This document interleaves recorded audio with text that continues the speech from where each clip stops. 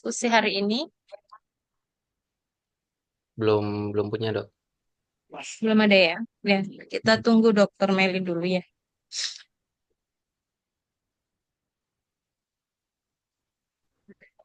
Oh ya, sudah ya. Satu, dua, tiga. Halo, Dok. Selamat sore. Saya izin matikan kamera ya, biar nggak hilang-hilang kayak kemarin. Baik dokter. Eh, Baik, kalau Kakak. kalau teman-teman juga jaringannya nggak bagus, nggak apa-apa kayaknya tutup kamera, tapi kita diskusi aktif gitu ya. Soalnya biar nggak kayak kemarin putus-putus lagi. Eh, Siap dok. mm-mm. Sip. Saya share dulu panduan diskusinya. Jadi topik hari ini kan joy of practice ya. Jadi kalau di bahasa Indonesia kan tadi sudah dibahas oleh Dokter Fitri, kebanggaan menjadi dokter SPKKLP nantinya ya. Atau mungkin selama ini kan sudah melayani di layanan primer ya, meskipun belum SPKKLP. Nah, hari ini kita diskusinya itu ada tiga poin, yaitu pertama kita mendiskusikan bagaimana kebanggaan ya atau kesenangan atau hal-hal yang baik yang kita pernah alami selama berpraktek di layanan primer. Kemudian yang kedua mengidentifikasi dukungan dan tantangan dari praktek layanan primer di tempat masing-masing sehingga eh, kalau ada suatu kendala dapat mengetahui apa yang harus dilakukan untuk mengatasi kendala itu. Jadi strateginya apa, gitu ya. Kemudian mampu melakukan perencanaan jangka panjang sebagai SPKKLP untuk menjadi fellow dan juga nantinya ada peluang menjadi spesialis atau mengembangkan keterampilan dan penelitian di layanan privat. Jadi tiga ini diskusinya ada Dekna, sebentar ini agak ribut anak saya nonton tidur.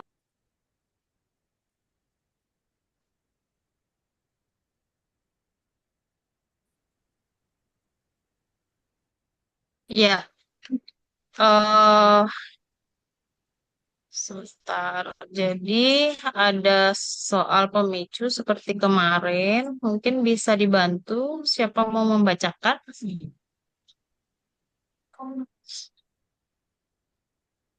Baik dok, saya bacakan dok. Ya, silakan. Pada periode awal kelulusan saya dari Fakultas Kedokteran, saya teringat tentang pesan seorang dosen yang memberitahu kami, 80% dari Anda akan menjadi dokter umum. Nada suaranya memperjelas bahwa sepertinya profesi dokter umum atau dokter yang berpraktik di layanan primer atau SPKKLP adalah profesi sisa dari hierarki praktik kedokteran.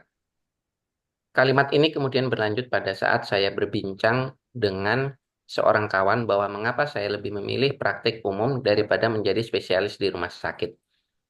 Di antara teman-teman seangkatan saya pun mungkin saat ini didominasi oleh praktik spesialis daripada dokter yang bekerja di layanan primer. Apakah hal ini relevan dengan kita? Lalu apa saja yang mendasari kita untuk tetap bertahan menjadi SPKKLP?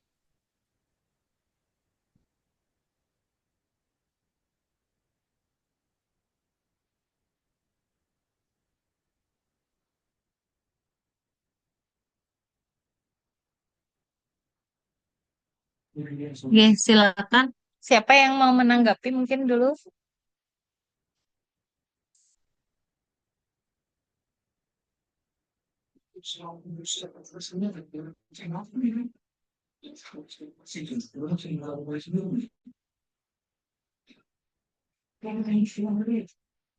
Jindo, Ya, silakan. mungkin yang disebut profesi sih. Sebenarnya kan eh, kalau menurut saya kita para dokter-dokter terutama yang fresh graduate mungkin mengejar untuk menjadi spesialis di rumah sakit itu kan tidak lain karena eh, motivasi ekonomi sih dok. Karena yang kita dapatkan selama di pendidikan kedokteran kan spesialis yang di rumah sakit itu secara ekonomi lebih mapan lah dibandingkan dengan yang lain. Bahkan mungkin uh, di luar, kecuali kalau misalnya dokter-dokter yang lain punya bisnis di luar prakteknya sebagai dokter umum mungkin. Mungkin seperti itu dok. Dan juga uh, selama kuliah yang saya dapat juga yang terlihat itu wow spesialis, dokter-dokter spesialis A, konsultan A gitu dapatnya lebih keren. Jadi mungkin dari doktrin juga. Jadi seolah-olah dokter umum atau dokter praktek umum atau dokter keluarga itu jadi hierarki terendah. Nah ini salah satu juga yang jadi pemicu bagi saya untuk ikut SPKKLB itu, gimana caranya supaya bisa mengangkat harkat dokter yang berpraktek umum atau dokter keluarga itu setara lah. Jadi kita partner dengan dokter-dokter spesialis. Kita urusan layanan primernya, keluarganya, secara holistiknya, yang lain-lain yang sifatnya lebih spesialistik dan spesifik, kita konsulkan dengan dokter-dokter spesialis tersebut. Sementara itu dokter. Memang selama ini kita melihat teman-teman spesialis itu dari sebagian besar dari aspek ekonomi ya, lebih banyak. Eh, jadi itu menjadi semacam doktrin juga ya di masyarakat karena masyarakat pun masih berpikir begitu ya. Tidak hanya kita sebagai dokter sebenarnya melihat teman sejawat kita seperti itu, tapi di masyarakat pun sudah seperti ada semacam gambaran bahwa kalau jadi dokter itu pasti duitnya banyak, kaya gitu ya. Kemudian apalagi kalau spesialis gitu kan, karena memang yang diperlihatkan teman-teman spesialis kita juga seringkali gaya hidup atau lifestyle yang hedon gitu ya, yang punya mobil eh, keren gitu ya, rumahnya keren gitu kan. Jadi apalagi sekarang di zaman sosmed lebih ini lagi ya, lebih terlihat lagi gitu kan. Kalau zaman dulu mungkin orang di kampung ngelihat kalau dokter tuh rumahnya bagus gitu, besar gitu kan, punya mobil. Mungkin zaman dulu orang di kampung nggak semua punya mobil gitu ya. Tapi kalau sekarang lebih lebih jor-joran lagi gitu kan, karena sekarang kita punya sosmed juga buat nge-share itu semua.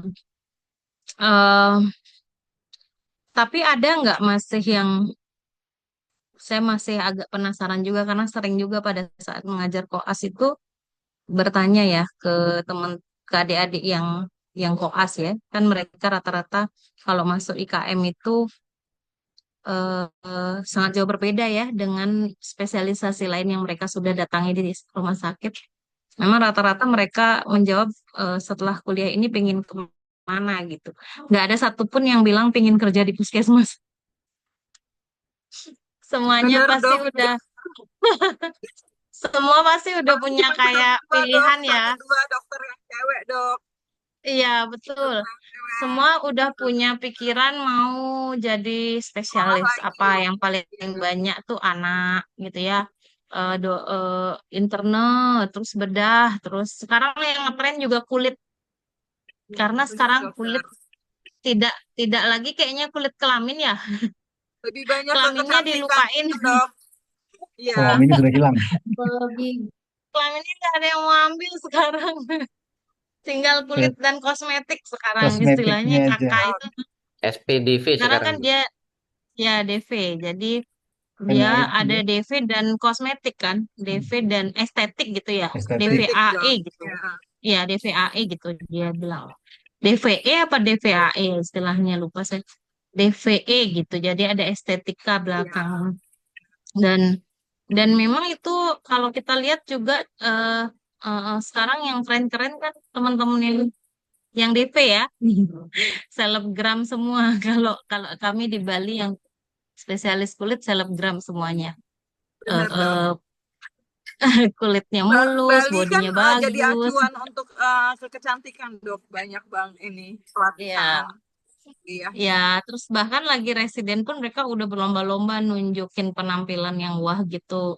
Hanya hanya spesialis residen SPDV yang pakai high heels, rambutnya di roll gitu. Sementara residen lain Ada kucel-kucel ya. tingkatannya itu dok. Jadi Ya, kalau R0 gantung make mbak. upnya sebatas apa, R1 Ah, apa dan seterusnya. betul. Ada level make upnya ya. Nah, Ya, gimana kita membuat nih? Karena kita kan SPKKLP ini baru ya.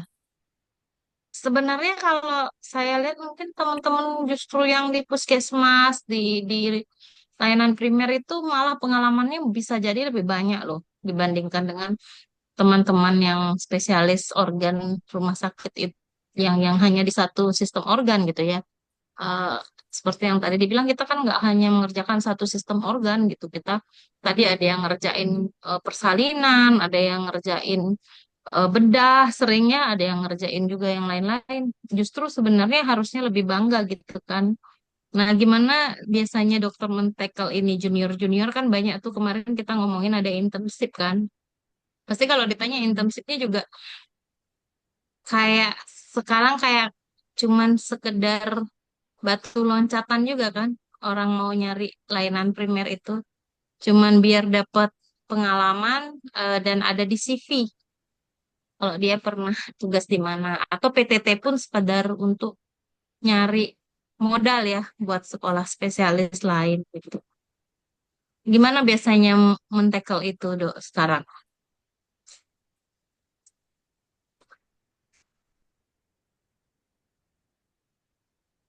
Atau jangan-jangan kita sendiri nih ternyata tidak menghargai profesi kita sendiri.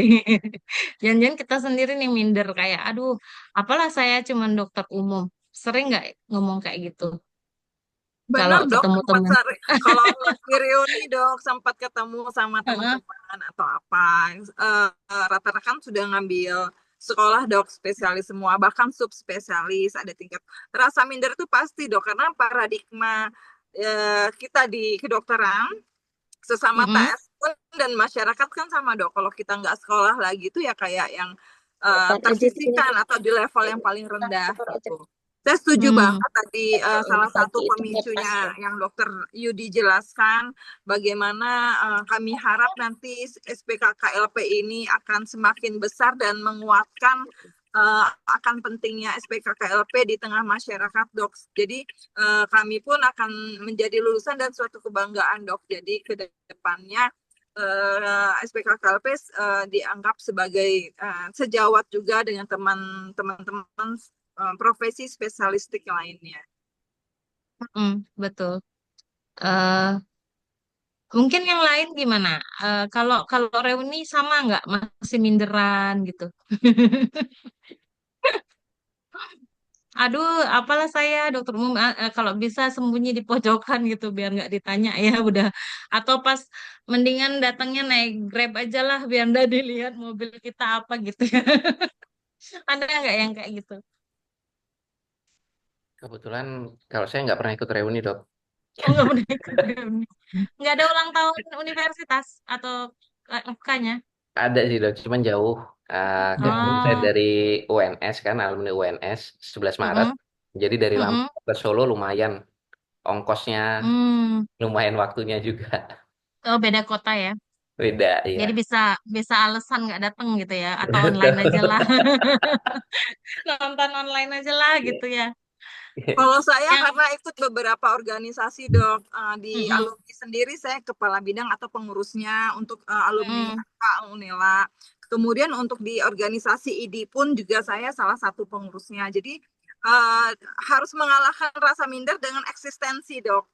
Gitu. Jadi memang mm, harus kita ada kemampuan lain yang harus kita memang ikut banggakan. Makanya saya ikut SPKKLP pun untuk apa ya lebih selain untuk diri sendiri dok, saya berharap memang untuk kedepannya lebih bermanfaat di masyarakat dok. mm-mm. Ya, yang lain gimana? Dokter Weni, Dokter Meli, Dokter Walaupun Tuti. minder, kita harus bersyukur dengan profesi kita, dok. Ya, Mm, setuju dok, setuju. Harus bangga ya dok, bangga. Bangga, karena masih ya, banyak di luar sana yang pengen seperti kita. Benar.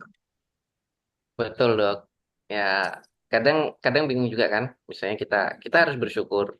Siapa yang bersyukur nikmatnya ditambah. Cuman kadang menghadapi realita. Sekarang biaya anak sekolah aja udah mahal gitu. Jadi Iya, jadi Makanya kadang dok, idealisme itu jadi bergeser juga sedikit-sedikit goyang tuh idealismenya. iya. Gitu. Agak-agak ketika kita tidak hanya mengurus diri sendiri, itu tuh jadi masalah juga ya. Kalau mungkin kita nggak ada orang yang harus ditanggung, nggak apa-apa ya kali mau gaji Ya, berapapun gitu ya.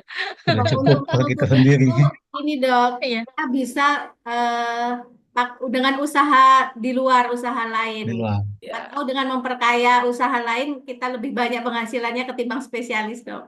ya betul. betul. Iya, Ya Ada harus kreatif betul. ya. Izin sharing sedikit Iya, dok. Oke, silakan Izin dok. sharing dok.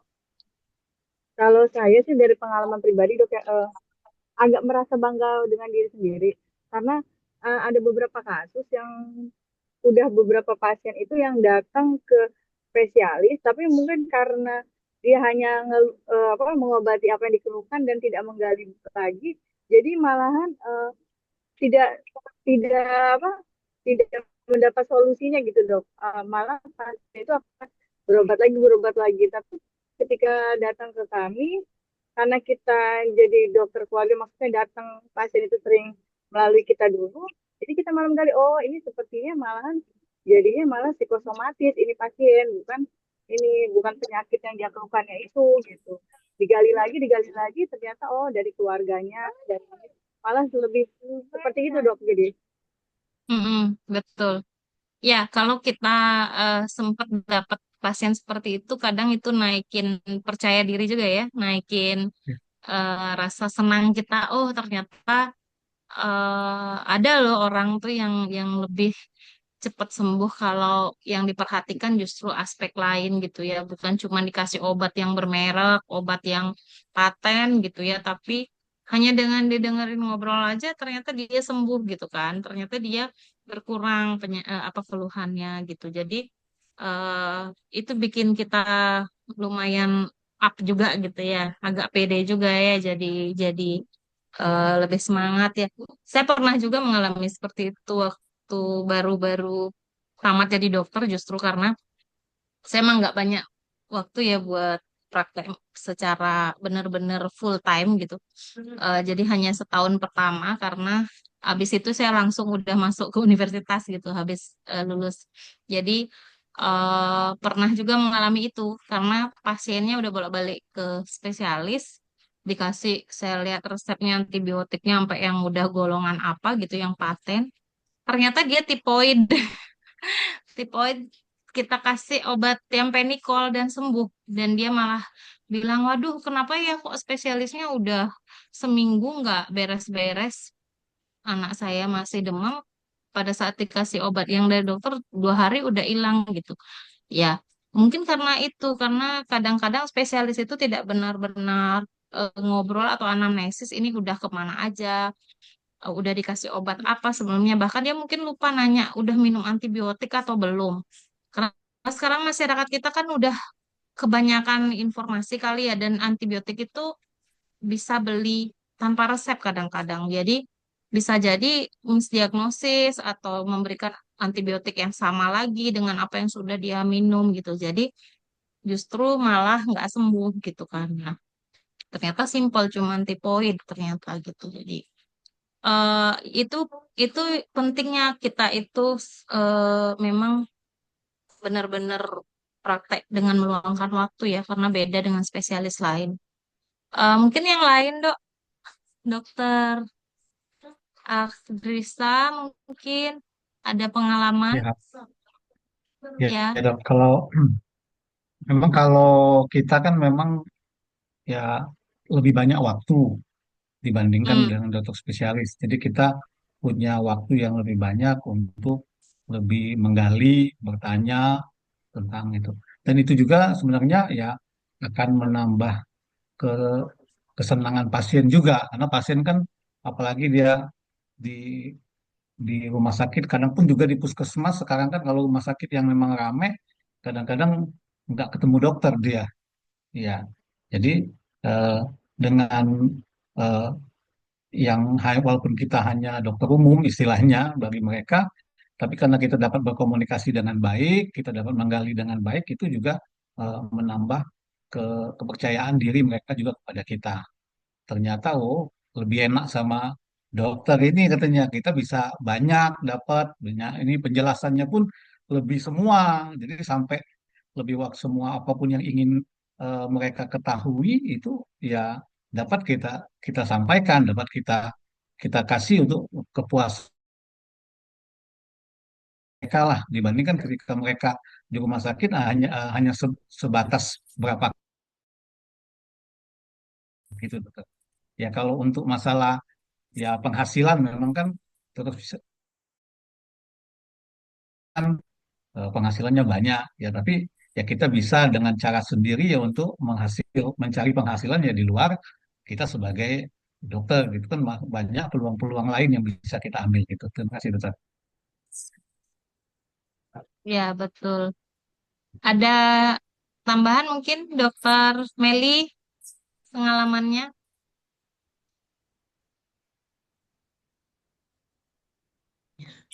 Ya dok, sama aja ya dok ya. Sama teman-teman dokter yang lain. Mungkin kalau kita dokter umum ini eh, harusnya lebih banyak ngobrol ya dok ya. Karena senjata kita cuma itu dok. Karena eh, kalau apalagi yang sering memang berobat ke spesialis ya dok ya, pasti udah banyak bener yang diminum obatnya itu dok. Udah beberapa kali, apalagi saya dokter BPJS ya dok ya. Itu rata-rata pasien rujukan penyakit kronis itu udah banyak dan mereka ya mau nggak mau ya kita lebih banyak ke promotif ya dok ya, lebih banyak penjelasan, lebih banyak edukasi bagaimana mereka nyaman gitu ya. Mungkin ya makanya dokter umum sekarang memang harus, kalau memang ranahnya nggak ke spesialis ya mungkin ya ke SPKKLP ini dok, karena lebih ke promotif ya itu tadi dok ya, sesuai dengan tujuan SPKKLP ya dok ya, melihat pasien itu semua secara holistik gitu ya dok ya. Mungkin begitu dok. Mungkin mudah-mudahan setelah menjadi SPKKLP pasien itu lebih nyaman, terutama untuk penyakit-penyakit kronis ya dok ya. Mungkin akan lebih apa, pengobatannya mungkin akan tidak hanya obat, tapi secara psikologisnya juga mungkin kita bisa membantu ya dok ya. Yang memang mungkin di rumah sakit dokter spesialis nggak sampai ke situ karena mereka banyak banget kan dok pasiennya. Mungkin gitu Ya, ya dok. betul. Nah, jadi kita kita sendiri juga nanti harus bisa pede gitu kan. Mungkin sekarang karena Gini belum aja Pak. belum direkognisi SPKKLP, masih ya kebawa dengan mindset minderan di dokter umum kemarin gitu ya. Kalau kalau bisa sekarang sepanjang RKL ini semoga bisa dikikis sedikit-sedikit dan mulai naik rasa percaya dirinya setelah belajar lagi, setelah update lagi ilmunya tentang apapun ya, tentang komunikasi, ilmu klinis nantinya, apalagi akan ada workshop misalnya pada pertemuan-pertemuan ilmiah, misalnya nanti makin bisa USG, makin pede baca EKG misalnya, makin pede mengelola penyakit dengan masalah yang kompleks gitu. Semoga lebih naik lagi gitu kan, rasa percaya diri. Kalau saya pribadi yang membuat juga bangga di KLP ini karena eh, mengetahui bahwa di luar itu kayak gini loh GP gitu. Jadi kita nggak hanya ngelihat yang di Indonesia nih gitu. Kita taunya itu di luar GP itu juga keren gitu. Banyak yang justru GP itu yang lebih penting perannya dari spesialis lain gitu. Karena GP itu yang nantinya justru memberikan pasien ke spesialis lain. Nanti akan ada saatnya kita di Indonesia juga begitu. Ketika SPKKLP-nya sudah ada di setiap puskesmas, ada di setiap FKTP, justru harusnya spesialis lain itu yang berterima kasih kalau dikasih pasien sama kita gitu kan. Jadi kita kalau emang nggak mau ngerujuk kan masih bisa ditangani kan, biasanya masih dikip dulu kan. Itu juga dipayungi sama kebijakan asuransi kan. Tapi tentunya juga nantinya kapasitasnya emang harus beda gitu kan, nggak seperti sekarang. Mungkin sekedar bocoran karena mungkin beda sistem ya. Kalau kemarin kami jalan-jalan lihat-lihat klinik di Australia dengan Dokter Fitri juga, itu memang semua family dokternya mereka layanan primer itu memang dikelola swasta. Tapi beberapa FKTP-nya mereka itu ada yang dapat subsidi pemerintah.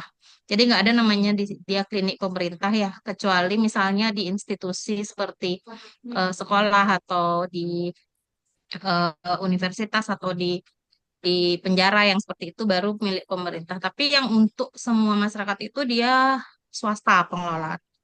Tapi ada daerah terpencil dan pedesaan itu disubsidi pemerintah, di mana masyarakatnya itu banyak yang tidak mampu, itu dapat subsidi dari pemerintah.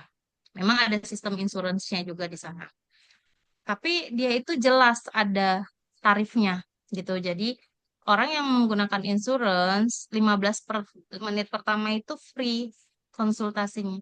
Tapi kalau dia minta tambahan waktu, misalnya kepingin konseling atau mungkin kalau gangguan mental pingin CBT, pingin terapi psikologis atau yang lain-lain, itu dia ada tambahan charge gitu. Dan dia ada tarifnya itu diperlihatkan 150 dolar per jam ya tambahannya. Jadi mahal ya. Jadi bayangin suatu hari kita juga bisa seperti itu gitu ya. Jadi bisa lebih percaya diri lagi. Ada ya jangankan 150 dolar ya, 150 ribu aja tambahannya kayak kita di sini mungkin enak ya. Kalau misalnya disuruh konseling berhenti merokok, terus 1 jamnya dibayar 150 ribu ya masih oke kan daripada sekarang 7 ribu per kapitasi. Jadi memang itu akan harusnya memang aturan-aturan itu juga harus mengikuti kalau kita memang mau membuat KKLP ini dihargai, kemudian dipilih karena memang motivasinya karena ingin mengerjakan itu, bukan karena sisa-sisa gitu ya. Mindsetnya bukan bukan lagi nanti adik-adik kelas kita itu masuk KKLP karena tidak diterima di spesialisasi manapun atau karena usia sudah tidak bisa masuk ke spesialis lain. Tapi ke depannya semoga KKLP ini dipilih memang dia kepingin gitu. Kayak tadi yang di video itu memang mereka kepingin ada di layanan primer gitu. Atau kepingin emang menangani kasus yang di pedesaan, di rural. Tapi jangan salah loh kemarin kalau nanti ikut-ikut ya kegiatan organisasi, kegiatan di PDKI, di Wonka, banyak sekali ada peluang. Banyak sekali ada peluang pelatihan yang membuat kita merasa bangga dibandingkan spesialisasi lain gitu ya. Seperti kemarin saya berkesempatan ikut short course ke UK ya, ke Edinburgh. Itu dari beasiswa dari programnya KKLP gitu. Ada 2 residen yang ikut sama kami, 3 ya, 3 residen yang ikut waktu itu ke Edinburgh. Padahal yang 3 ini dari puskesmas di Kalimantan yang sangat terpencil. Dan mereka tuh bilang gini, kalau saya mungkin sekolah di spesialisasi lain, saya belum tahu Inggris sampai sekarang, gitu. Karena kita lihat pembulian dan sebagainya di spesialisasi lain ya. Kita berharap di SPKKLP ini kita bisa dengan bangga bilang kita mendidik bukan melecehkan, gitu ya. Dan justru memberikan peluang mereka lebih baik lagi gitu dan dia bilang bersyukur sekali gitu bisa masuk KKLP. Usianya masih muda banget, selisih 25 tahun dari kita. Jadi ke depannya saya percaya diri bahwa KKLP ini nanti bakal dipilih karena kita itu keren, bukan karena sisa-sisa aja. Ya, mungkin eh, yang lain ada mau ditambahkan untuk yang poin kedua itu kendala atau hambatan ya.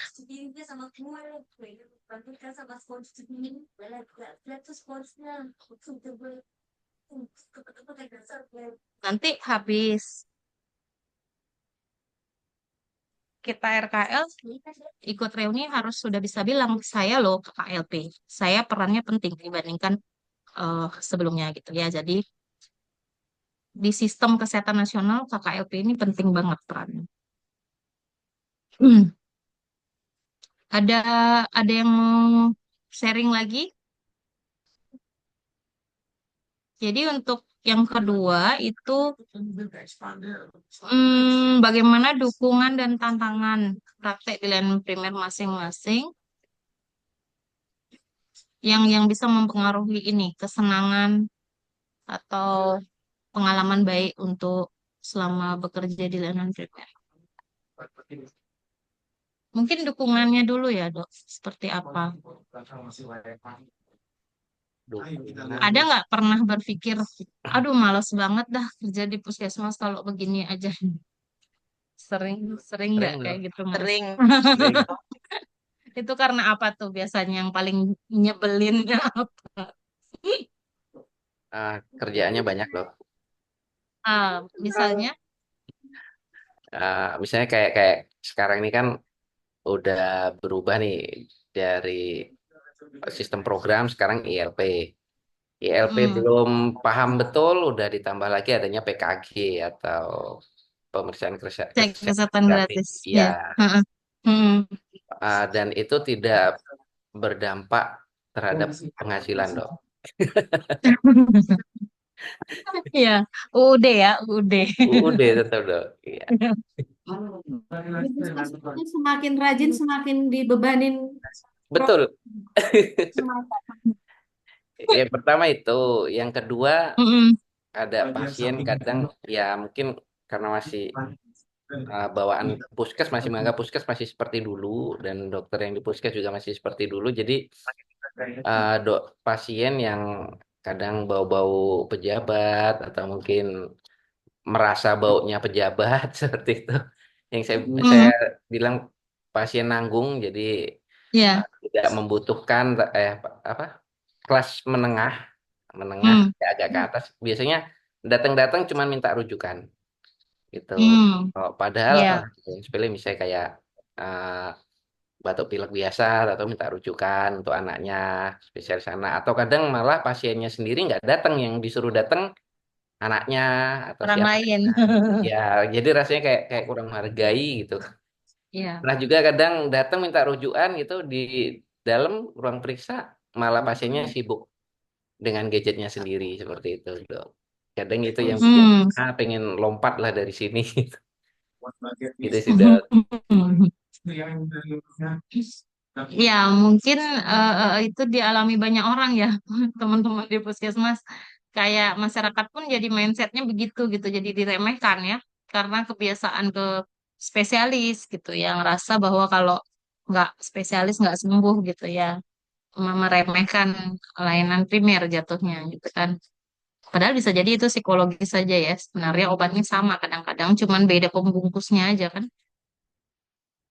Paracetamol mau dibungkus apapun paracetamol fungsinya sama aja. Cuman beda blisternya aja kan sama ininya bentuknya. Yang lain mungkin gimana? Ada yang pernah mau give up aja deh Saya jadi dok, dokter saya saya puskesmas. Kalau terus yang terang saya praktek pribadinya enggak? Mm-mm. Ya. saya tuh baru baru banget bergabung di Puskesmas tuh tahun 2021 dok.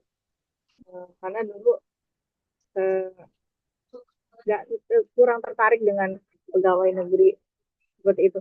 Dan ketika saya biasa dengan di kita yang swasta yang eh, melayani pasien ya benar-benar kan namanya swasta ya dok. Begitu saya datang ke puskesmas kok begini, nggak yang kita pengen melayani sesungguhnya, tapi malahan lebih banyak terbentur dengan kebijakan, lalu juga terbentur dengan tugas-tugas tambahan yang menurut saya ini harusnya bukan kita yang mengerjakannya, banyak administrasinya dibanding dengan kita pelayanannya seperti itu dok. Iya, benar. Jadi memang beban teman-teman di puskesmas tidak hanya harus ngurusin masalah klinis ya, jadi juga harus ngurusin manajemen, belum lagi pas harus akreditasi. Akreditasi pasti lebih rempong lagi kan, lebih banyak lagi yang mesti dibereskan sampai lembur pun kan, nggak dibayar juga kan. Kadang-kadang untuk akreditasi itu. Jadi emang emang benar-benar banyak ya. eh ini sebenarnya kita juga sudah banyak diskusikan dan suarakan di KI-KKI dan kita juga sedang berusaha mengusulkan ke Kementerian Kesehatan biar hal-hal seperti ini juga diperhatikan gitu ya. Jadi tidak seenaknya berubah terus sistemnya. Tapi untuk ILP ini sebenarnya adalah perwujudan dari advokasi kita dari KKLP. Jadi kenapa waktu sebelumnya kan ada yang kesehatan keluarga itu kan program ya program yang disuruh survei ke rumah-rumah karena itu mungkin kurang menunjukkan hasil maksimal jadi PSPK lebih di dong. SPK ya dong. PSPK-nya. SPK. PSPK-nya itu kan sepertinya hanya sekedar lewat gitu kan, hanya sekedar dikerjain dan nggak semua dokter yang ngerjain gitu kan. Biasanya cuman perawat atau bidan yang beresin gitu. Nah, harapannya dengan diubah menjadi ILP ini lebih nyambung gitu, lebih sejalan dengan nantinya akan ada peraturan bahwa setiap puskesmas harus punya satu KKLP minimal gitu kan. Karena bakalan melayanin di berbagai siklus kehidupan itu. Kalau bisa lebih banyak lagi SPK KKLP-nya lebih baik gitu kan. Makanya nanti ini akan sejalan. Ya, semoga nanti menteri yang setelah 5 tahun ini juga nggak ngubah lagi gitu kan. Makanya kita harus kawal terus sistemnya biar tidak berubah lagi gitu. Jadi kita akan kacau kalau berubah lagi. Makanya siapapun Menkesnya kalau bisa ini sampai selesai jangka panjang sesuai goalnya Menkes yang sekarang itu 25 tahun ke depan. Kita harus bertransformasi gitu. Itu mungkin yang membuat sedikit berbeda kalau seperti yang kita diskusikan tadi kalau di luar dokter GP-nya itu fokus memang menangani pasien, melakukan pencegahan screening pada level keluarga. Kalau dia mau promkes ke masyarakat dia bikin memang khusus kegiatannya entah itu online atau offline gitu ya, bikin grup-grup khusus memang.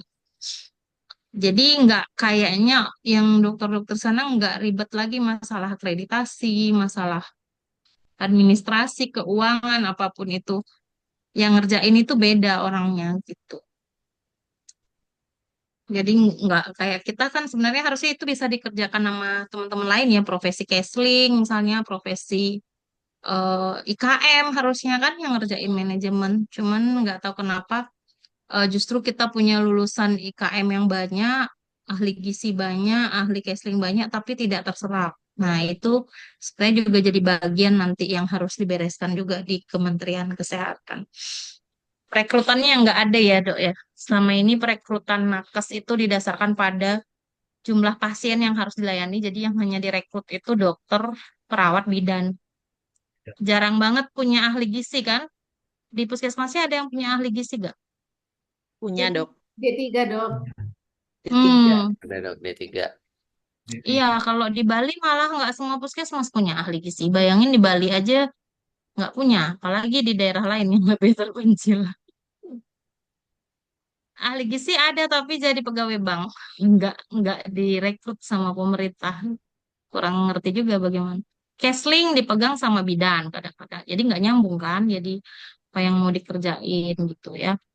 Eh, Sepertinya memang sistem kita juga yang dari kebijakan dari level nasional, apalagi dengan otonomi daerah juga masih belum sinkron gitu ya.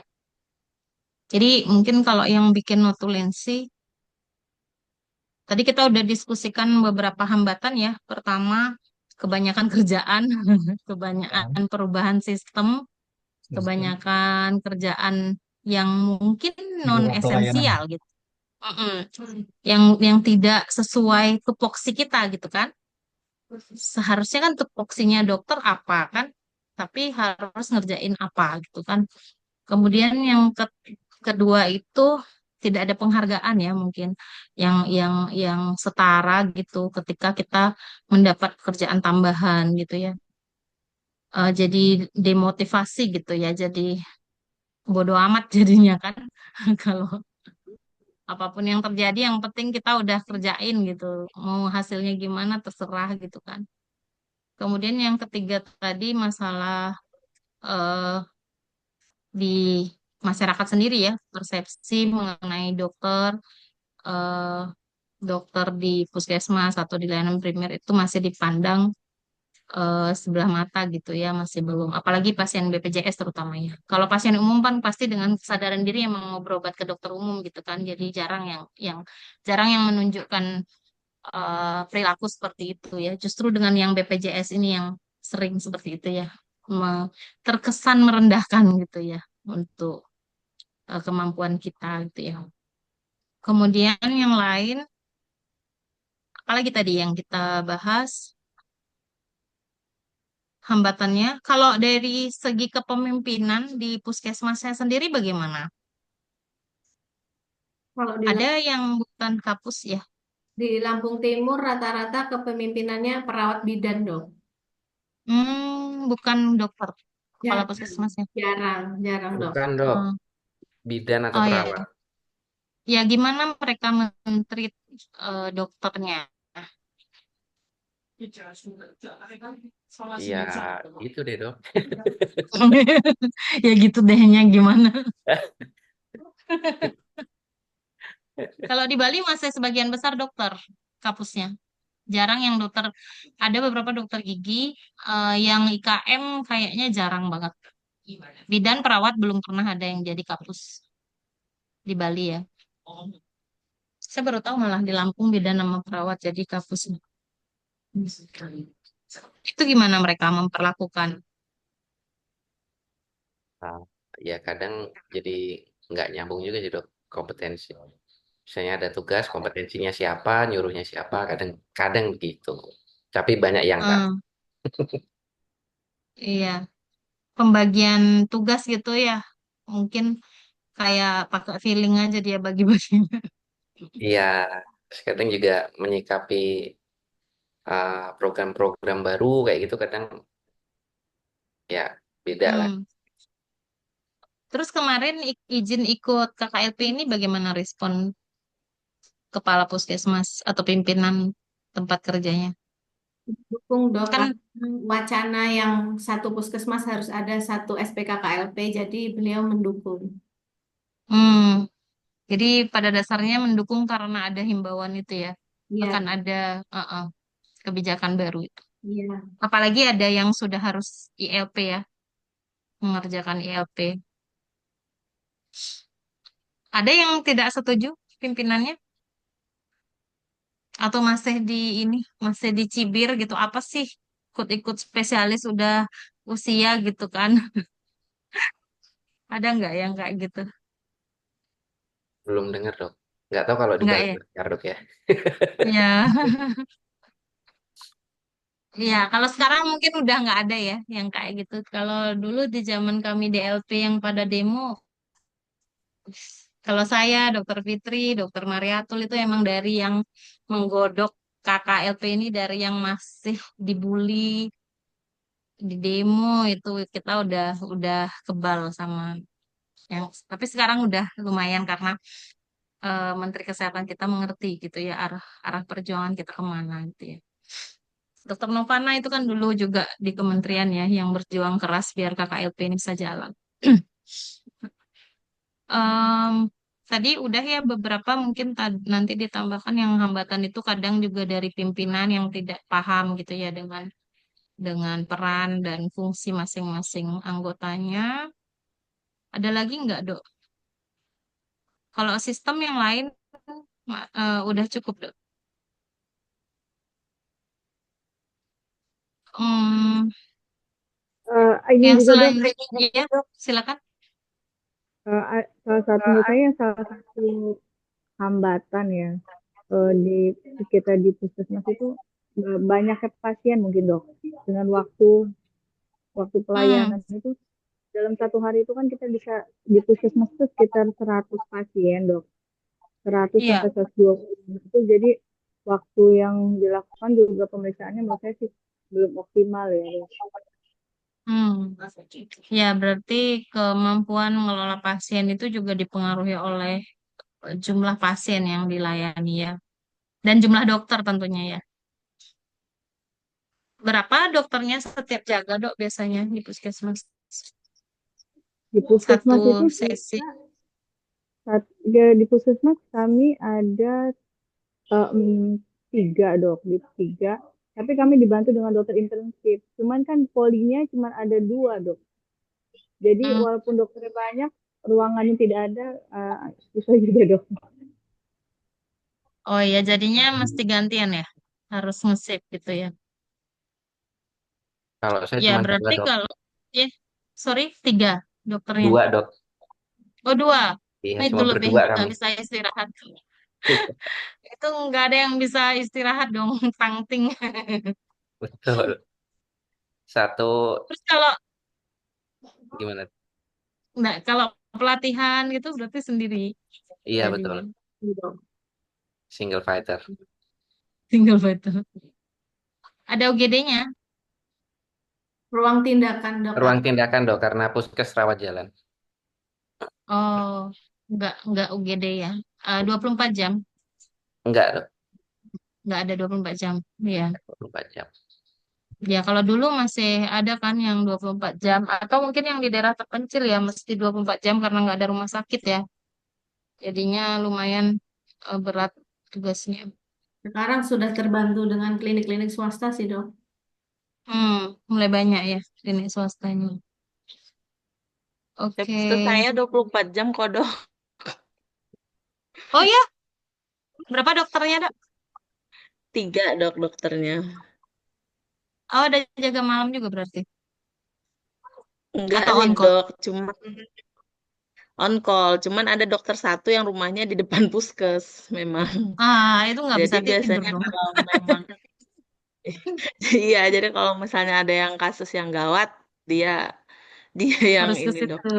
yang ke puskes. Waduh. Iya, Jadi jadi korban terus ya, nggak bisa tidur nyenyak. iya. Dan Tapi resiko kalau ada dok, rumah di intensif, depan puskes. kalau intensif gimana? Gimana dok? Bisa yang intensif mau jaga malam juga? Kalau tempat saya nggak ada intensif dok, Lampung nggak Timur dapat Oh, hanya malam. 4 puskesmas yang dapat internship dok. oh gitu. Mungkin mesti Merata. Nggak semua diusulin. dapat dok. Ya, Mm. seharusnya diusulin ya kalau punya UGD 24 jam kan. Jadi harusnya lebih banyak dapat kesempatan belajar ya mereka. Rawat jalan yang Kalau dapat ada UGD. Iya, kemarin. malah dirawat jalan malah yang dapat itu. Iya dok, Oh kayaknya memang perlu gitu. diusulin itu nanti. Harus diusulin kayaknya di Pemdanya. Terus berarti ada nerima persalinan, Dok. Nerima dok. Ya, apalagi seperti itu. Harusnya intensif lebih banyak dapat ini ya, ilmu ya kalau di situ. Iya dok. Cuman Kalau ya jadi wahana koas gitu, Dok. kayaknya kalau Baru internship aja rumah kalau sakit. anak koas nggak sampai ke puskes dok mereka kayaknya dok. Oh, Kalau Ya, di, yang kalau Unila. di Anak di, koas laboratorium. sebenarnya masuk dok, di mereka puskes stase saya masuk. IKM. Tapi Stase nggak IKM masuk dok. Mungkin puskesnya mungkin dok yang belum apa tuh ada Iya, kerjasamanya dok. benar. Lampung Oh, Timur kayaknya nggak ada dok. Belum ada yang puskesmas Memang kerjasama dok agak jauh jadi ya. wahana. Jadi iya. rata-rata memang masih di Bandar Lampung atau di ini Di kota aja ya. di kota dokter Berarti. ya. Hmm, ya betul-betul. Ya nanti kalau ada SPKKLP mungkin bisa ajukan jadi wahana. Oh Bagus gitu buat ya dok. belajar Iya, banyak. dok. Mm-mm.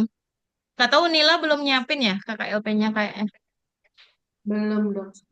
Belum ya. Mm-mm. Ini Nanti 26. aja kalau Katanya 2 tahun lagi. ya kalau makin makin makin banyak yang udah SPKKLP kan biasanya harus udah lebih siap ya buat jadi wahana. Mm-mm. Oke. Kayaknya udah yang hambatan, terus mungkin yang terakhir poinnya tentang apa strategi jangka panjang untuk bisa memperbaiki ini, untuk mengembangkan keterampilan dan juga penelitian. Silakan.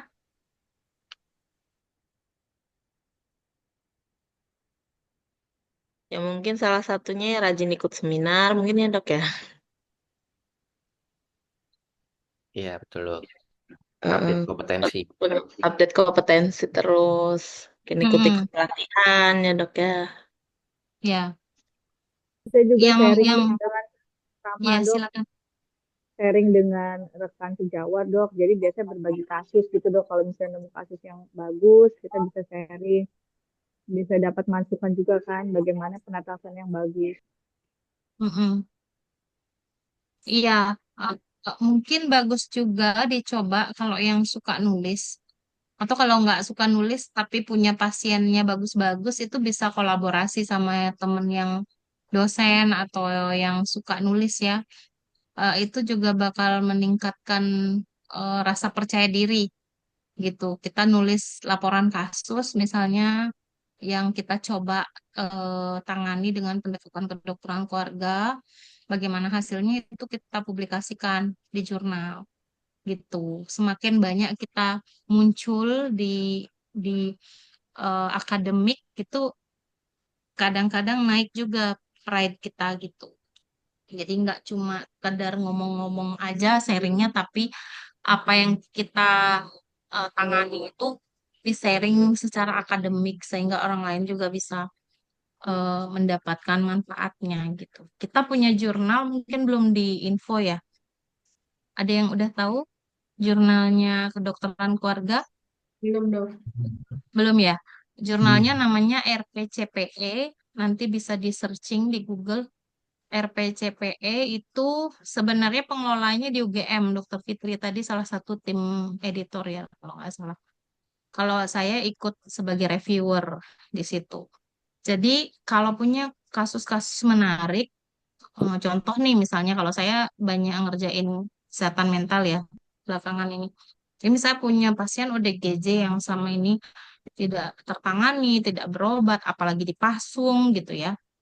Itu gimana kita pendekatannya dengan kedokteran keluarga, gimana membuat pasien itu akhirnya punya akses untuk berobat, setidaknya dia tidak kambuh atau bisa kualitas hidupnya lebih baik gitu, tidak diperlakukan berbeda gitu ya, misalnya tidak dipasung lagi. Itu tentunya perlu kolaborasi, perlu edukasi keluarga, perlu memberikan misalnya juga edukasi ke masyarakat sekitar tentang stigma dan sebagainya. Jadi kalau punya pengalaman seperti itu bisa ditulis, jadi bisa di, dipublikasikan nanti di RPCP. Nanti kan ada mini project juga ya di sini di belakang ya. Mungkin bisa dicari-cari dulu sekarang pasien-pasien atau kasus apa yang menarik untuk nantinya jadi mini project gitu ya, kegiatan apa. Nanti juga di Jakarta yang acara kita conference bulan Juni itu kita ada beberapa lomba juga. Ada ada lomba abstrak presentasi oral, ada lomba poster, ada lomba video kegiatan ya, video kegiatan selama bekerja di layanan primer. Ada juga lomba fotografi. Mungkin kalau ada yang suka foto-foto, fotografinya tentunya tentang layanan primer ya, tentang kegiatannya, tentang edukasi. Tapi kalau bisa nanti kalau make pasien itu harus dengan persetujuan pasien. Kalau mau ditampilin ya wajahnya. Kalau enggak mungkin harus dari belakang atau di blur wajahnya. Itu. Jadi dengan ikut-ikut begitu kompetisi, kemudian apalagi pernah menang gitu bakalan muncul juga rasa percaya dirinya gitu ya. Naikin value sendiri gitu ya. Atau udah mulai branding di sosmednya boleh juga branding kegiatan selama RKL gitu. Jadi teman-teman nanti atau junior bisa kepo tuh ngapain sih dokternya itu kok seru ya gitu. Kayak saya banyak junior-junior tuh kepo kok dokter Aryani seru ya kok dia keluar negeri kok sama temen-temennya ini PDKI-nya tuh kok banyak ya kegiatannya gitu. Jadi orang-orang jadi mulai ngeliat gitu, mulai ngeliat serunya KKLP gitu ya. Eh ada lagi yang selain pelatihan, publikasi tadi, mungkin yang Belajar suka dan nulis, ya belajar dan bisa. belajar dan memanfaatkan IT, Dok. Ya, betul. Ada yang sudah pakai telemedicine? Belum. Belum ya? Nah, sebenarnya sejak pandemi itu beberapa kali kita ada pembekalan, ada seminar bagaimana memanfaatkan telemedicine itu untuk di praktek kita. Saya kadang-kadang kalau nggak bisa ke apotek, ada pasien yang terlanjur ke sana, biasanya tak telepon dulu dia keluhannya apa. Kalau tidak emergensi, langsung minta apotekernya kasih aja obat sesuai yang saya WA gitu. Jadi eh, eh, paling nitip sama apoteknya kalau dia bisa bantu tensi, ditensiin gitu sama lihat temnya. Kalau enggak emergensi, jadi kita masih bisa kasih obat sesuai keluhan dulu. Jadi besoknya mungkin bisa dicek lagi, di follow up apakah masih sakit. Kalau masih disuruh datang gitu. Atau kalau tiba-tiba ada emergensi yang mesti ke UGD gitu bisa. Jadi itu juga bisa dimanfaatin dok telemedicine. Kalau kalau punya asisten enak, punya perawat misalnya di tempat prakteknya bisa juga manfaatin itu. Kayak Halodoc ya. Sebenarnya Iya, Halodoc itu banyak juga yang nawarin ke dokter kan buat ikut praktek di sana, di online-nya, di sistemnya dia. Kadang ada tuh kalau kita eh, kemarin register untuk seminar Halodoc itu dia nawarin juga ada slot kosong gitu buat jadi dokter online-nya dia.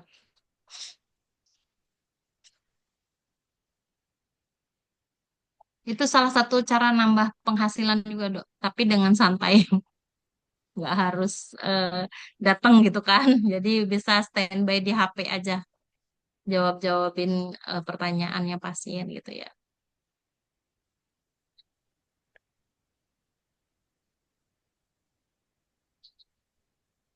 Ada lagi tambahannya tadi, berarti rencana jangka panjang itu semakin sering ikut pelatihan, seminar gitu ya, kemudian sharing dengan teman-teman yang juga sepeminatan, kemudian nanti kalau ada yang mau bisa publikasi, kemudian mempelajari teknologi ya. Sekarang AI ya, mulai banyak penelitian juga penggunaan AI dalam kedokteran ya, dunia kedokteran, teknologi dan telekomunikasi ya, telemedicine. Ada lagi tambahannya, Aktif organisasi, Dok. aktif di organisasi profesi ya, Iya. mungkin ya bisa di wilayah, di cabang dulu ikut-ikut nimbrung gitu ya, jadi panitia atau jadi fasilitator gitu ya.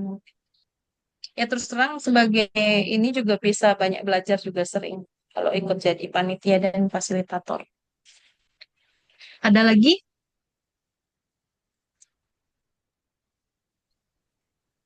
waktu ini berarti teman-teman ikut di yang di Lampung itu ya, Family Medicine Forum, ikut semua nggak? Ikut. Ikut ya? Oh, ya saya Ikut juga ke dokter. ya saya juga ke sana waktu Wah, itu. kita belum ini ketemu waktu itu ya, Dok.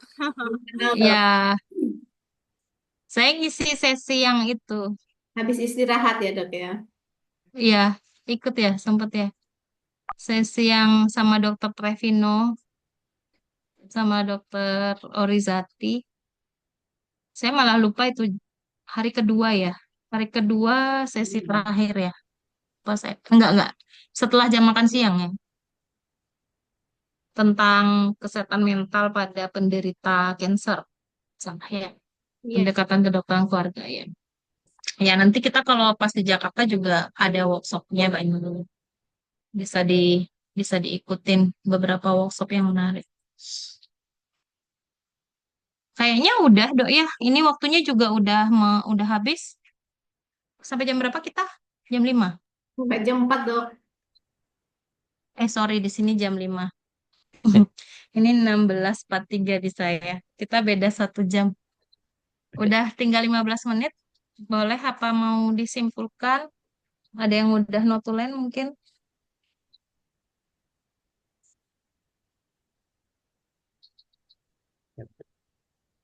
Silakan. Dok, mungkin kalau bisa sharing yang GP yang di Australia tadi, dok. Mhm. Berarti mereka pasien itu pakai janjian, dok, ya untuk bertemu gitu ya. Iya, mereka harus booking. Makanya waktu kami ke situ itu nggak banyak pasien di kliniknya. Jadi cuma ada satu dua pasien yang antri, itu pun udah ada slot-slotnya gitu. Oh ini mau imunisasi, jadi dia ngantar anaknya imunisasi ya dia langsung ke klinik. Kayak kita ILP sekarang itu, jadi oh ini pasiennya punyanya yang di anak nih sekarang gitu. Jadi mereka pun GP-nya tuh udah tahu akan tugas di mana gitu ruangannya. Nah waktu itu saya lihat tuh ada satu klinik itu yang GP-nya itu punya 10 room. Maksudnya kliniknya itu ada 10 room dan ada 10 GP yang praktek di sana. Tapi jadwalnya beda-beda, jadi tergantung bisanya kapan gitu ya. Ada yang dari pagi sampai siang, ada yang jadwal siang sampai sore gitu, sampai malam. Tapi dia nggak 24 jam, ada sampai malam, kalau nggak salah jam 10 malam gitu ya udah tutup dia. Jadi karena itu sistem insurance semua, memang mereka harus telepon dulu, harus janji dulu. Kemudian datang sekitar 10 menit sebelumnya. Jadi dokter itu sudah punya list di komputernya siapa aja pasiennya hari ini. Dan dia ada maksimal setiap sesi dia praktek itu misalnya dia hanya praktek 5 jam gitu. Jadi dia nggak boleh lebih ngambil dari 20 pasien gitu misalnya. Karena dia minimal itu katanya minimal konsul itu 15 menit kontak dengan pasien itu. Udah termasuk kalau ada rencana ngambil darah atau apa tuh dia harus sudah kerjain gitu. Dalam 15 menit tuh udah oke gitu. Emang dikerjain sama lab kan ininya. Tapi kalau ada pemeriksaan tambahan, nanti pasiennya dihubungi. Misalnya dia ngambil darah terus ditaruh di lab kecilnya dia, kemudian ada hasil dia pasiennya kadang pulang dulu kalau nggak langsung bisa didapat. Tapi kalau hasilnya bisa didapat langsung dijelasin. Tapi kalau dia agak lama, pasiennya pulang nanti ditelepon kalau udah ada hasil gitu. Jadi ada follow up seperti itu di sana. Kalau di kita kan nggak, even di rumah sakit aja hasil lab kalau nggak kita nyari nggak dikasih tahu kan. Iya. Kalau di situ ya diteleponin pasiennya, oh ini hasil labmu bagus atau ada sesuatu besok harus datang lagi misalnya ambil obat atau apa gitu. Jadi nggak kayak kita di sini kacau sistem. Berarti tidak selalu pasien datang itu, misalnya sakit datang, nggak Mm-mm. langsung dapat, nggak mesti Obat. langsung dapat obat hari itu ya. Iya, itu makanya tergantung keluhannya. Mungkin kalau demam, udah suhunya tinggi ya pasti simptomatisnya diobati kan. Ya. Tapi kayak etiologinya tuh mesti dicari dulu, nggak sembarangan langsung kasih antibiotik gitu, nggak bisa di situ. Jadi harus dipastikan dulu diagnosisnya apa, baru boleh dikasih obat yang sesuai. Itu kan juga kendali mutu, kendali biaya kan sebenarnya. Iya. Kalau nggak yakin ya, kalau di sini kita kan udahlah dikasih aja dulu antibiotik gitu kan daripada daripada gitu kan. Di Kalau nggak situ malah pun pasiennya yang minta. ya, dan seperti yang dibilang Dr. Fitri kemarin, di situ kan kalau orang di Australia mungkin karena edukasinya sudah lebih baik ya, tingkat edukasinya lebih baik, jadi eh, dia sudah berusaha ngobati sendiri biasanya dulu. Sudah ada self care dulu. Kalau kita lihat piramidanya primary health care itu di paling bawah kan ada self care ya, ada mengobati diri sendiri. Kalau di kita mungkin Indonesia jamu gitu kan, keroan, pijat, atau beli bodrex, beli paramik dulu kan sebenarnya udah ada. Cuman kalau lebih dari 3 hari nggak sembuh, kadang baru ke dokter. Tapi kadang sekarang dengan BPJS tuh malah baru sakit pagi tadi udah mau sembuh hari ini gitu kan. Itu juga menyesatkan ya sebenarnya. Yang bikin nyesek kan baru dikasih paracetamol pagi ini, sorenya datang lagi mau ke spesialis, itu yang paling nggak menyenangkan kalau pasiennya kayak gitu. Itu kita harus benar-benar pinter ngakalin gimana cara ngasih taunya gitu ya. emang harus dijelasin gitu ya. Kalau di luar nggak, udah mungkin edukasi masyarakatnya udah bagus gitu. Kecuali yang migran ya, kecuali orang-orang yang dari eh refugee kayak gitu. Masih agak kacau juga beberapa orang. Jadi eh, spesialis di situ pun kalau pasien datang ujuk-ujuk gitu juga nggak bisa karena di situ semua harus insurance. Kalau di kita kan masih bisa, udahlah nggak usah dipakai BPJS-nya langsung spesialis aja kan masih bisa gitu ya. Tapi di sana udah nggak bisa. Makanya powernya GP itu besar sekali di situ. GP-nya jadi benar-benar skillful karena juga dipercaya, kemudian memang ngambil kasusnya banyak. Karena kan kita bolak-balik ya, makin banyak kita ngambil kasus, makin pinter juga kita kan menangani kan, iya kan? Tapi kalau pasiennya baru dikit-dikit udah minta dirujuk kan kita nggak dapat pengalaman juga ya ngerjainnya. Kayak tadi ceritanya yang dikit-dikit lah minta seksio gitu kan, kita jadi nggak punya pengalaman bantu orang lahiran lagi gitu kan. Jadi eh, kalau makin makin kita dia hargai, justru harusnya skillnya juga makin meningkat biasanya. Skill mendiagnosis, komunikasi, memberikan terapi, dan sebagainya. Itu sih dok bedanya jauh banget sih memang. Tapi belakangan ini ada saya baca di sosmed beberapa orang-orang Indonesia yang tinggal keluar itu membandingkan. Mereka karena mungkin tidak terbiasa ya dengan sistem itu malah bilang sistem itu jelek. Karena buat ketemu dokter susahnya minta ampun di sana. Harus nunggu antrian. Keburu sembuh penyakitnya. Tapi justru insurance tuh itu yang diharapkan sebenarnya. Orang itu kalau nggak parah mengobati dulu dirinya sendiri gitu. Kalau flu biasa, batuk karena cuma radang salah makan tuh harusnya diselesaikan sendiri dengan cara apapun gitu kan. Di hari misalnya cuma salah makan sambel gitu kan, mestinya sehari selesai gitu kan. Nggak harus ke dokter kan. Tapi yang harus masyarakat tahu tuh harus aware kapan dia harus ke dokter. Kapan harus ke UGD. Tapi kalau UGD open seperti kita di sini. Kalau memang benar-benar emergensi ditangani sama UGD-nya. Kalau nggak emergensi, dia akan disuruh besoknya ke dokter GP-mu gitu. Tidak bisa ke sini kamu gitu. Jadi dikasih tahunya seperti itu dia. Itu nanti akan jadi tantangan kita juga ya ke depannya. Kalau eh, kita akan menuju ke situ, otomatis harapannya nanti di puskesmas itu nggak ada lagi 100 pasien sehari. Sebenarnya 100 itu pun yang ngisi cuma rujukan setengahnya kan. Nggak semua yang benar-benar harus ke dokter kan. Ya nggak? Iya, Dok. Coba coba Jelaskan kalau nanti gitu kan. ini menarik loh dok untuk mini project ya. Jadi saya punya ide. Dari 100 pasien tuh coba kita sisir. Berapa sih yang sebenarnya memang harus ditangani gitu loh. Iya. Bukan yang karena dia panik atau karena harus nyari rujukan gitu loh dok. Jadi kalau oke lah yang kontrol hipertensi kronis itu kan masih oke ya, memang waktunya udah kontrol ya. Nah, jadi mungkin kalau kita dapat statistik itu, kita bisa kasih tahu nih ke pemerintah. Harusnya janjian booking kita sehari itu paling cuman 50 jadinya, Dok.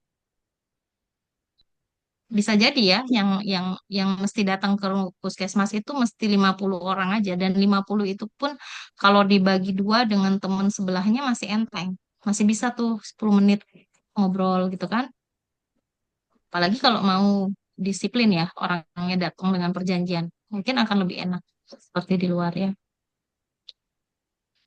Tapi dengan catatan dokternya juga harus disiplin. Ya, kadang-kadang kan buka jam 8 dokternya datang jam 10 juga beberapa puskesmas. Sekarang udah ini dok. Kalau di Udah nggak puskes bisa ya. udah online dok absennya. Oh, absen Nggak bisa wajah ya. mangkir. Iya. Udah nggak bisa kabur.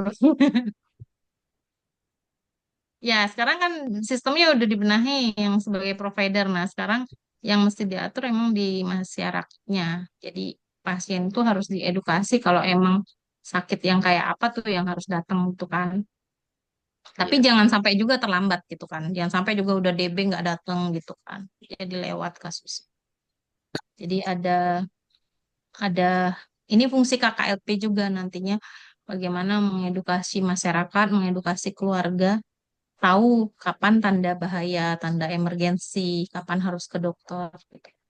Kapan ke spesialis itu memang ranahnya kita nanti mengedukasi masyarakat. Ada lagi dok? Ini udah ada disuruh balik ke main room ya? Tar. Belum ada perintah, Dok. Belum, Dok. Ya,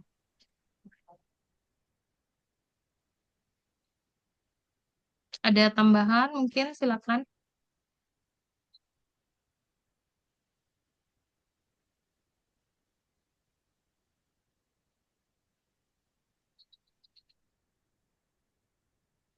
Saya pernah juga sakit pada saat kuliah ya. Saya kuliah S2-nya kebetulan juga keluar di Belanda. Pernah saya sakit demam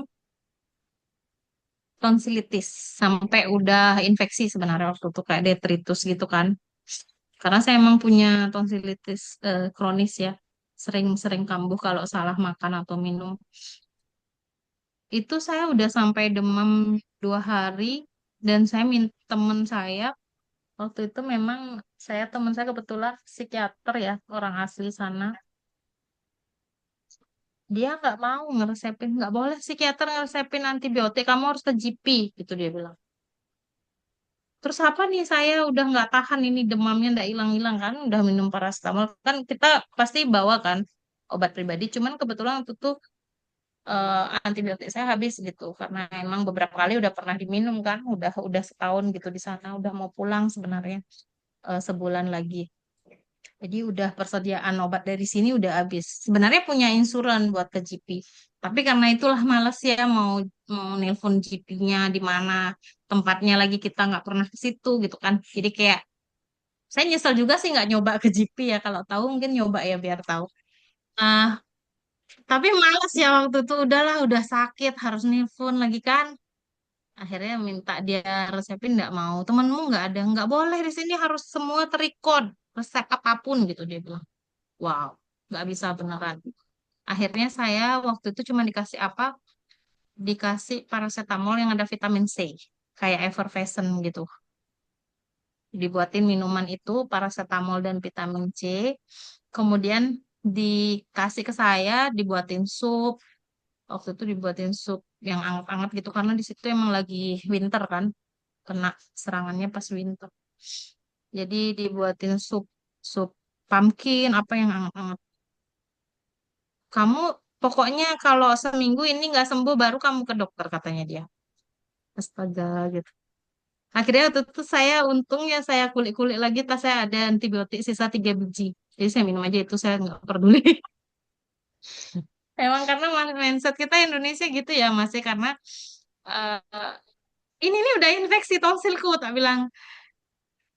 Iya pokoknya terserah aku nggak bisa ngeresepin katanya gitu. Tapi itu saya melihat, oh begini ya striknya dokter di sini. Makanya nggak ada tuh di sana penjualan obat itu bebas gitu ya. Nggak, Ya, nggak hanya saya di Indonesia dok yang bebas ya, saat. betul. Kalau kalau di sana yang bebas ada marijuana, boleh 5% tapi ya maksimal ya. Boleh nyimeng. Sebagai pengobatan ya, Dok. Enggak, yang pakai rokok itu dia boleh kan Oh, marijuana. kirain pakai Kan resep legal. Kalau sebagai ya, Dok. kalau di Belanda legal, Dok. Ada tapi kadarnya ada maksimal berapa gitu. 5% kalau nggak salah. Bahkan orang-orang situ pada boleh nanam 1 pohon marijuana. Kalau di Lampung mungkin banyak ya punya. Di Aceh ya banyak. Jadi itu tuh buat rokok tuh masih bisa. Tapi kalau yang injecting drug user itu yang itu di razia kalau yang lebih ekstrim gitu. Di situ ada levelnya alkohol dan apa tuh boleh tapi harus juga tapi itu ketatnya di situ Dok. Di situ kenapa kita di sini tuh larangan berhenti merokok tuh nggak ngaruh ya. karena sanksinya sanksinya nggak tegas, nggak kayak di luar. Kalau di situ kita mau beli rokok, alkohol itu harus nunjukin KTP. Meskipun muka kita udah jelas-jelas kelihatan berumur gitu kan. Mesti harus tunjukin KTP atau paspor. Nggak bisa kalau beli alkohol eh, nggak nunjukin identitas, nggak bisa. Kayak saya waktu pernah mau beli bir aja yang cuma 0,7 gitu, nggak bisa karena nggak bawa KTP, nggak bawa paspor. Waktu itu emang kebetulan kita cuman maunya keluar jogging gitu sama temen, tapi kebetulan eh, temen tuh kepingin beli bir buat stok gitu kan, tapi nggak bolehin, dibalikin ke counternya itu nggak dikasih bayar, ditaruh koknya ini kamu nggak bisa beli gitu, tunjukin dulu ID-mu gitu. Jadi nggak mau kasih. Rokok pun gitu, dia etalase rokoknya itu di belakang kasir kan, kayak sekarang emang Indomaret gitu juga ya. Cuman sekarang Indomaret masih ngasih kan anak-anak beli rokok. Kalau susu formula gimana dok kalau di luar dok? Susu formula masih bisa sih dok, masih dipakai sih. Cuman nggak pada ini pertama ya, bayi baru lahir itu tetap harus dikasih ASI dulu di sana. Menyusui kok mereka di sana, malah malah rajin-rajin mereka ramping gitu. Kalau di Temen sini kan klasifikasinya banyak banget dok untuk apa anak di bawah setahun, setahun sampai 3 tahun, ibu hamil, lansia ya, gitu kan dok. ya Di sana gitu kalau juga ya dok. ada yang jual begitu, tapi tidak tidak tidak seperti di sini ya, iklannya itu kayak bodohannya banyak, Pak. Di situ masih percaya kok omongan bidan sama dokternya. Jadi udah well educated juga, nggak semua di iklan tuh benar gitu. Jadi mereka udah bisa milih berdasarkan ininya juga.